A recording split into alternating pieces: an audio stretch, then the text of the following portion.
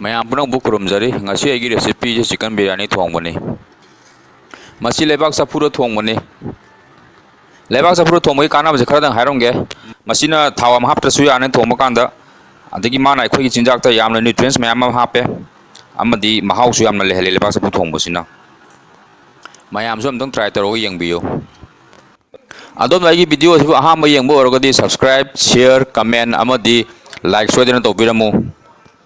hauze haunaba tarose biryani thongbogi di aikoina basmati rice ame tatum tobiro cheng adu pungkha ma ung phajan tingaga horen thongboda thuna munnaba tingbiro adagi chicken adu marinate taunaba sangom pham khara hapiro thum kharaga masi aina hana na hapa bane akoina moro makup khajo haptorabne aina hapius maina sama sama gu madongi chang dum yenga hapo aduga singa suba adagi sanama suba adu jum haptoribne ai hapis maina hapiro marinate tawdring da koina champra su darka laigani ana simyam je hore lor kanda marinate che aina yam da pung amadi tawda bani asi machan je hapa loga phajana totpiro machan sema kana khara yam sema horen chicken amunga uda hapna ba sing adagi ngasagi sanam gado hajik champra pura mapum ama sungjalasi mahi je hauji ingredients round to biro aina hapiba smaina tejpata khara longpan khara black pepper ilaichi khara amadi usingsa akoi kaju osiri hapasu haptase madi optional on adum thambiro aduga singa sub gano dugo ali yama tangai phadraba akoi gi nungsi hidak sina horen magi rose ka hapto ribuni khamin asimba amani hapasi aina soiba smaina dum hauji thongnaba clay pot ase sarase si sapu jo saba hore sarkanda hoje akoina ghee chama sama hapase chama sama khara hena dum hapasu ai chama sama hape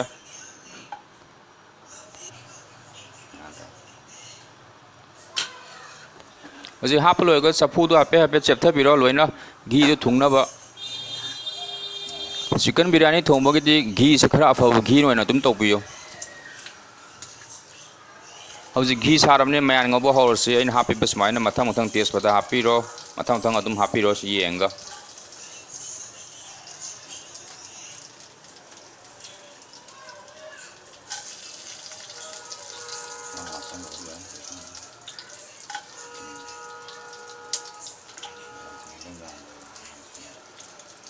ngasagi chana masuba adigi singa suba si hapasi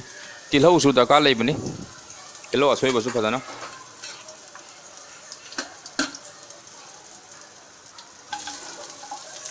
sida changiba ingredients sing asi description dagi jam yengba yagani aji phajana otpiro aju tilhau si mundribo ngauro moro tek patum hapasu yai aju tilhau mullabani nak ngasai khamesin asoi bada hapselase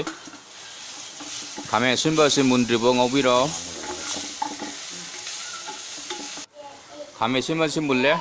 masu chama sama hapiro nusi dak tu hapselase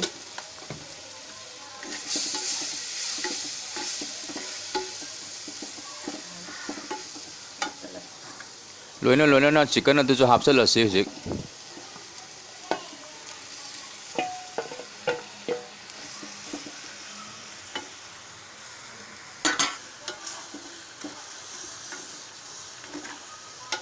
hajik phajana okhairaga makhum kupaga minute kun kumnga muk thongasi phajana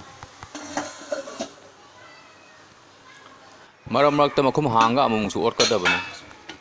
biryani thongba si lebak sapu da natana atop atop kono thongba su yai pressure cooker daga thongba su yai aigi channel la chu video yawna dum yengba su yangani hajik minute kumnga phajala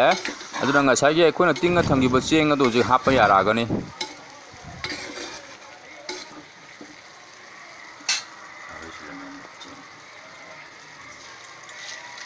hauji cheng hapsalase aduga ising glass ani mu hapase akoi chapuru thongmani na singla sani hapane aduga amuk thongani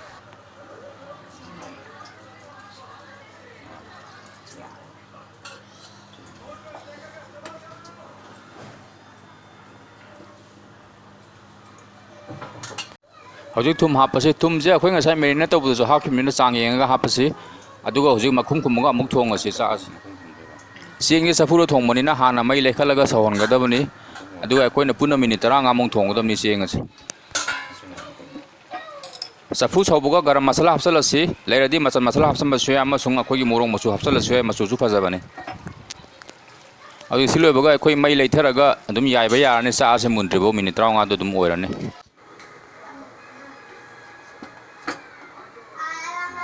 adu sak se mulle amuk check tor se mulle sak se mulle lore gas mun thapiro hauji le jare chicken biryani thongba adon madum raita ga sar su are salad ka sar su are ya diare adon video su subscribe to biro मैं आपको ना मुखना खुरुम जरी thank you for watching